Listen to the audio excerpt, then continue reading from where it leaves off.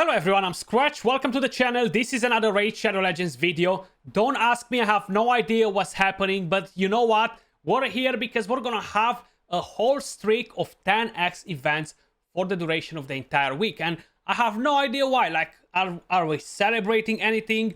Is there any specific reason to all this? But we're gonna have some pretty juicy champions up for the grabs. Of course, if you're lucky enough to summon a 10x champion, I do want to mention the chances to summon champions during 10x events, guys, are still the same. Super low, pretty miserable. 0.5% chance to get a legendary, 6% from sacreds, and you gotta get extremely lucky to get a champion on the 10x. Like, I mean it, really lucky, you know, like you gotta feel like, wow, I'm special today. Let me just quickly go over the announcement. We've planned a whole streak of 10x events this week. Woohoo! On Monday, June 26th, we're planning to launch a 10x event to summon the following champions from Ancient, Sacred, and Void Shards. So let me just start with the Undead faction. I honestly have no idea why. Is there anything happening in the world? Like, is some sort of a celebration that I might not be aware of? It might be. We're gonna have a 10x on Mashaled, my salad, however you guys call this champion. Is a pretty solid one. I do feel that once you're gonna reach the very end game and you do start to have other champions available, he's not gonna be as useful because he's not meta anywhere in the game. But he's very powerful. Like, he's a massive carry. I wouldn't disregard the champion. Let me just put it like that. The A1 attacks an enemy, heals the champion by 30% of the damage inflicted. Will then attacks enemies under leech debuffs. With the A2, increase speed, increase crit damage buff on all allies, through fear and leech on all enemies, making his A1 into an AoE from a single target. The A3 attacks an enemy, 100% chance to steal all buffs from the target, places heal reduction, places 2 continuous heal buffs on the champion, and damage increases by 50 against targets that have no buffs. Man, he hits super hard, okay? So with this skill, he hits super hard, especially in Clan Boss. Attack aura for dungeons by 34%. So he's a pretty solid champion to grab. Moving over to the next big dog, the Void champion. Nakret the Great. Man, this champion is one of the best champions in the entire game, and he needs 4, 5, 6 books. 6 books, and that's it. A monster of a champion. Like, he is one of the biggest carries that Arena ever saw in this game. Mainly because of his passives, enabling him to keep other squishy champions alive, giving them immunity so they can be nukers in Savage, they can be champions with high accuracy, or God knows what other plans you have. But he is extremely powerful. With the A1, a triple hitter has a chance to land decrease attack. Doesn't need accuracy. The A2 teams up with the allies that are under ally protection placed by this champion, and attacks, grants an extra turn if no enemies are killed during this attack. And this is kind of like an ally attack, basically. The A3 places block debuffs, ally protection, strengthen on an ally for 3 turns. The ally protection cannot be removed on a 3-turn cooldown. If you're getting the extra turn, you're rotating super fast.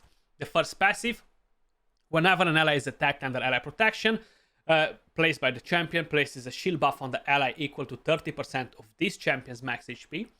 Occurs only if the ally does not already have a shield placed by this champion. Also decreases the cooldown of this champion's Legion of the Damned skill by 2 turns if the shield buff is placed.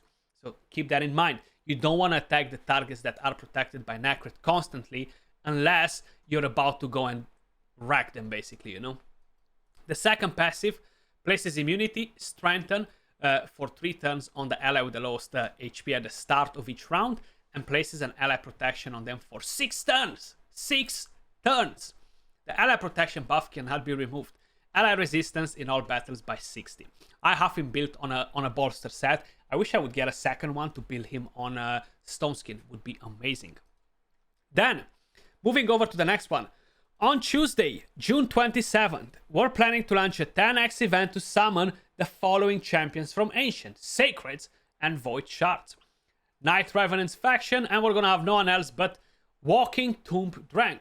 Funny enough, I've just done a video on duoing the Sand Devil's Necropolis stage 25 Walking Tombdrinker is a good option there. It's one of the best options because he has HP burn unresistible on this skill. With the A1 he has a chance to activate the HP burn, and the A3 is not used there, but it's a decent skill to use for progression because it equalizes the HP on all allies, then attacks one enemy as well, you know. The passive reflects 30% of the damage this champion receives back to the attacker if the champion has 50% HP or more, and deals a bit of extra damage instead if the champion has less than 50% HP. HP aura for all battles. So he's a pretty viable champion for that, and you can use him in other areas too. He's definitely not a bad champion, decent, and he was a pass fusion. So if you're newish to the game, you might get lucky, who knows. But keep in mind, it's super hard to get a 10x champion. I just want to mention that a million times till it's gonna go in your head. The next champion that we have on the 10x is gonna be Mr. Hegemon. I remember this dude and the 10x chances and Skratch going crazy to try and get him for quite a while. Basically with the A1 has a chance to land decreased speed attacks 2 times at random. Attacks all enemies, places decreased attack, block active skills, pretty good damage from there too. And this passive makes him go first all the time. Now, he is kind of like a 2022 sort of champion, you know, 2021 sort of vibe. He's definitely not strong in the current meta. Is still pretty good for the lower tiers of arena. You can maybe find some uses for him in live arena, but honestly, I wouldn't go too crazy with this champion. I don't feel like he's worth it at the moment for arena, you know. And he has a crit rate aura for all battles by 19%. Moving over to the next thing. On Wednesday, June 28, we're planning to launch a 10x event to summon the following champions from Ancient, Sacred, and Void Shards. And this time around we have the Demon Spawns. Now, Helicat was a previous fusion as well, and he is pretty useful for arena. Funny enough, useful for clan boss. He's the best block damage champion that we have in the game. And for arena, he can be pretty nice on a stone skin set, especially for live arena. With the A1, attacks an enemy 2 times, has a chance to land the weaken and ignores shield and block damage. With the A2, attacks all enemies, places a shield buff on all allies. The shield is proportional to this champion's defense. With the A3, he puts a block damage buff on all allies for 2 turns on a 4-turn cooldown. When the block damage buff placed by him is removed, stolen, or expires, he puts increased defense on the allies. Pretty nice. It's very good for clan boss. And the passive increases the champion's defense by 5 for each ally under a block damage buff. Counter attacks with the default skill whenever an ally is hit while he's under a block damage. And we have an ally defense aura for all battles, 30%. Pretty nice. The Void champion from here is no one else but Initwi Bloodwin. Man, he looks so sick. I tried to use him, I gave him the craziest gear I have, and he was still hitting like a fart. So yes, you heard me right. I said he is hitting like a fart.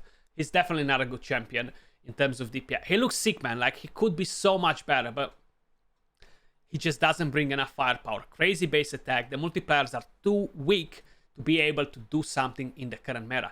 Even for live arena, you need to attack champions like Arbiter. You need to attack the nukers. And yes, you might kill a Rotos if they don't have a shield and stuff like that. But it's just not that great. I wouldn't open shards for him. Let me put it like that. So with the A1 attacks an enemy, destroys the target's max HP. With the A2 attacks one enemy 3 times, damage increases equal to the percentage of HP the target has lost.